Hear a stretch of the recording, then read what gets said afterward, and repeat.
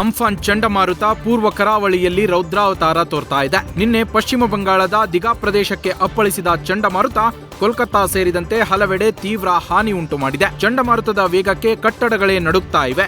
ವಾಹನಗಳು ಒಂದರ ಮೇಲೊಂದು ಉರುಳಿ ಬೀಳ್ತಿವೆ. ಮನೆಗಳ ಮೇಲಿನ ರೂಫ್ಗಳು ಹಾರಿ ಹೋಗ್ತಿವೆ. ಸಮುದ್ರ ಉಕ್ಕೇರಿ ರಾಕ್ಷಸ ಅಲೆಗಳು ದಡಕ್ಕೆ ಅಪ್ಪಳಿಸ್ತಾ ಇವೆ. ಇನ್ನು ಒಡಿಶಾದ ಪುರಿ, ಖುರ್ದಾ, ಜಗತ್ ಸಿಂಗಾಪುರ, ಕಟಕ್, ಕೇಂದ್ರಪರ, ಜಾಜ್ಪುರ, ಗಂಜಾಂ, ಭದ್ರಕ್, ಬಾಲಾಸೋರ್ನಲ್ಲಿ ವಿಪರೀತ ಮಳೆಯಾಗ್ತಾ ಇದೆ. ಇನ್ನು 155 ಕಿಲೋಮೀಟರ್ಗೂ ಹೆಚ್ಚು ವೇಗದಲ್ಲಿ ತೀರಕ್ಕೆ ಅಪ್ಪಳಿಸಿದ ಅಂಫಾನ್ ಚಂಡಮಾರುತ ಕೋಲ್ಕತ್ತಾದಲ್ಲಿ 100 ಕಿಲೋಮೀಟರ್ ವೇಗದಲ್ಲಿ ಅಪ್ಪಳಿಸಿದೆ. 6 ಗಂಟೆಯ ಅವಧಿಯಲ್ಲಿ ಇದು ಸೃಷ್ಟಿಸಿದ ಅನಾಹುತ ಅಷ್ಟಿಷ್ಟಲ್ಲ.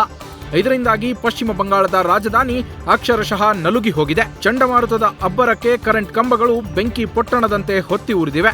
ಇನ್ನು ಇದುವರೆಗೂ ಚಂಡಮಾರುತದಿಂದಾಗಿ 12 ಮಂದಿ ಮೃತಪಟ್ಟಿದ್ದಾರೆ ಅಂತ ಪಶ್ಚಿಮ ಬಂಗಾಳದ ಸರ್ಕಾರ ತಿಳಿಸಿದೆ. ಮೇಲಾಗಿ ಸಾವಿನ ಸಂಖ್ಯೆ ಹಾಗೂ ಆಗಿರುವ ನಷ್ಟ ಅಂದಾಜಿಸಲೇ ಇನ್ನಷ್ಟು ಸಮಯ ಹಿಡಿಯಲಿದೆ ಎಂದಿದೆ. ಇನ್ನು ಒಡಿಶಾ ಹಾಗೂ ಪಶ್ಚಿಮ ಬಂಗಾಳದಲ್ಲಿ ಒಟ್ಟಾರೆಯಾಗಿ 7 ಲಕ್ಷಕ್ಕೂ ಅಧಿಕ ಮಂದಿಯನ್ನ ನಿರಾಶ್ರಿತರ ಕೇಂದ್ರಕ್ಕೆ ಶಿಫ್ಟ್ ಮಾಡಲಾಗಿದೆ. ಅಂತರ್ಜಿಲ್ಲಾ ರೈಲು ಸಂಚಾರಕ್ಕೆ ಗ್ರೀನ್ ಸಿಗ್ನಲ್ ನೀಡಲಾಗಿದೆ. ಈ ಬಗ್ಗೆ ಸ್ವತಃ ರೈಲ್ವೆ ಖಾತೆ ರಾಜ್ಯ ಸಚಿವ ಸುರೇಶ್ ಅಂಗಡಿ ಟ್ವೀಟ್ ಮಾಡಿದ್ದಾರೆ. ಬೆಂಗಳೂರು ಬೆಳಗಾವಿ ಮತ್ತು ಬೆಂಗಳೂರು ಮೈಸೂರು ಎಕ್ಸ್ಪ್ರೆಸ್ ಕಾರ್ಯಾರಂಭ ಮಾಡಿವೆ. ಎಲ್ಲ ಪ್ರಯಾಣಿಕರು ಆನ್ಲೈನ್ ಮೂಲಕವೇ ಟಿಕೆಟ್ ಪಡೆದುಕೊಳ್ಳೋದು ಕಡ್ಡಾಯವಾಗಿದೆ.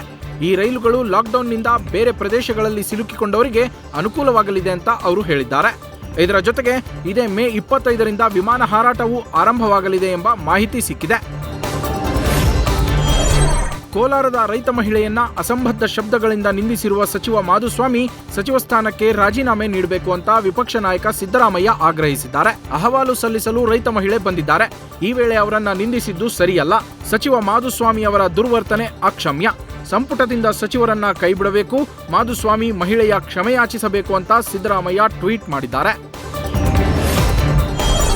ನಿನ್ನೆ ಬೆಂಗಳೂರಿನಲ್ಲಿ ಹಲವೆಡೆ ಕೇಳಿಬಂದಿದ್ದ ನಿಗೂಢ ಶಬ್ದದ ಮೂಲ ಕೊನೆಗೂ ಸಿಕ್ಕಿದೆ. ಈ ಕುರಿತು ರಕ್ಷಣಾ ಇಲಾಖೆಯ ಬೆಂಗಳೂರು ವಿಭಾಗದ ವಕ್ತಾರರು ಸ್ಪಷ್ಟನೆ ನೀಡಿದ್ದಾರೆ.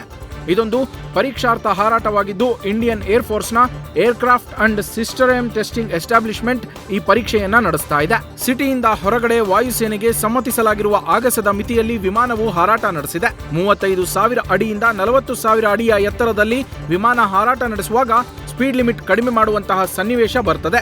ಈ ವೇಳೆ ಇಂತಹ ಶಬ್ದಗಳು ಕೇಳಿ ಬರ್ತವೆ. ಸುಮಾರು 80 ಕಿಲೋಮೀಟರ್ ದೂರದಿಂದಲೂ ಈ ಶಬ್ದಗಳು ಕೇಳಿಸ್ತವೆ ಅಂತ ರಕ್ಷಣಾ ಇಲಾಖೆಯ ವಕ್ತಾರರು ಟ್ವೀಟ್ ಮಾಡಿದ್ದಾರೆ. ಮೇ 31ರವರೆಗೆ ಲಾಕ್ಡೌನ್ ಮುಂದುವರಿಸಿರೋದ್ರಿಂದ ಮುಸ್ಲಿಂ ಸಮುದಾಯದ ಪ್ರಾರ್ಥನಾ ಮಂದಿರಗಳಲ್ಲಿ ರಂಜಾನ್ ಹಬ್ಬದ ದಿನದಂದು ಸಾಮೂಹಿಕ ಪ್ರಾರ್ಥನೆ ನಡೆಸದಂತೆ ವಕ್ಫ್ ಮಂಡಳಿ ಸೂಚನೆ ನೀಡಿದೆ. ಮಸೀದಿ, ದರ್ಗಾ, ಈದ್ಗಾ ಮೈದಾನಗಳಲ್ಲಿ ಸಾಮೂಹಿಕ ಪ್ರಾರ್ಥನೆ ನಡೆಸುವಂತಿಲ್ಲ. ಜೊತೆಯಲ್ಲಿ ಸಾಮಾಜಿಕ ಅಂತರ ಕಾಯ್ದುಕೊಳ್ಳಬೇಕಿರೋದ್ರಿಂದ ಒಬ್ಬರಿಗೊಬ್ಬರು ಅಪ್ಪಿಕೊಳ್ಳೋದು, ಹಸ್ತಲಾಘವ ಮಾಡೋದು, ಸ್ನೇಹಿತರು ಹಾಗೂ ಸಂಬಂಧಿಕರನ್ನ ಭೇಟಿ ಮಾಡದಂತೆ ಸೂಚಿಸಲಾಗಿದೆ.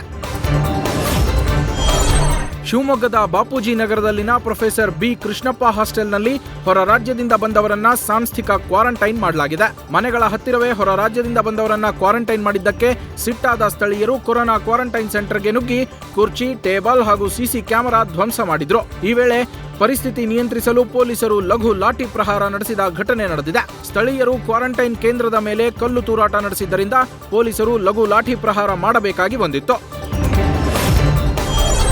ಚೀನಾದ ಮಾತು ಕಟ್ಟಿಕೊಂಡು ತಂಟೆ ತೆಗಿತಾ ಇರುವ ನೇಪಾಳಕ್ಕೆ ಭಾರತ ಸರ್ಕಾರ ಉತ್ತರ ನೀಡಿದೆ. ನಿನ್ನೆ ನೇಪಾಳದ ಪ್ರಧಾನಿ ಕೆಪಿ ಶರ್ಮಾ ಓಲಿ ಭಾರತದಿಂದ ನೇಪಾಳಕ್ಕೆ ಕೊರೋನಾ ಹರಡ್ತಾ ಇದೆ ಎಂದಿದ್ರು.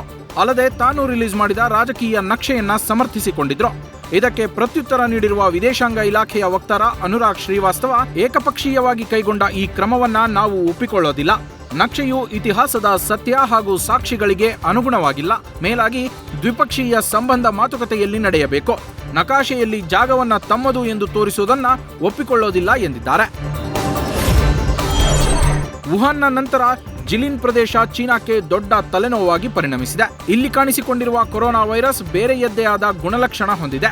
ಇಲ್ಲಿನ ನ್ಯಾಷನಲ್ ಹೆಲ್ತ್ ಕಮಿಷನ್ನ ತಜ್ಞ ಕ್ಯೂ ಹೈಬೋ ಈ ಬಗ್ಗೆ ಮಾತನಾಡಿದ್ದು, ವುಹಾನ್ನಲ್ಲಿ ಕಾಣಿಸಿಕೊಂಡ ವೈರಸ್ಗಿಂತ ಇಲ್ಲಿ ಕಾಣಿಸಿಕೊಳ್ತಾ ಇರುವ ವೈರಸ್ ಭಿನ್ನವಾಗಿದೆ.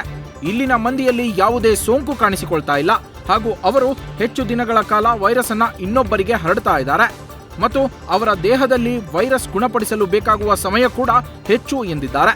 ಇನ್ನು ಈ ಭಾಗದ 10 ಕೋಟಿ ಮಂದಿ ಲಾಕ್ಡೌನ್ಗೆ ಒಳಪಟ್ಟಿದ್ದು 40,000 ಮಂದಿಯನ್ನ ಪರೀಕ್ಷೆಗೆ ಒಳಪಡಿಸಲಾಗಿದೆ. 8,000 ಮಂದಿ ಕ್ವಾರಂಟೈನ್ನಲ್ಲಿದ್ದಾರೆ.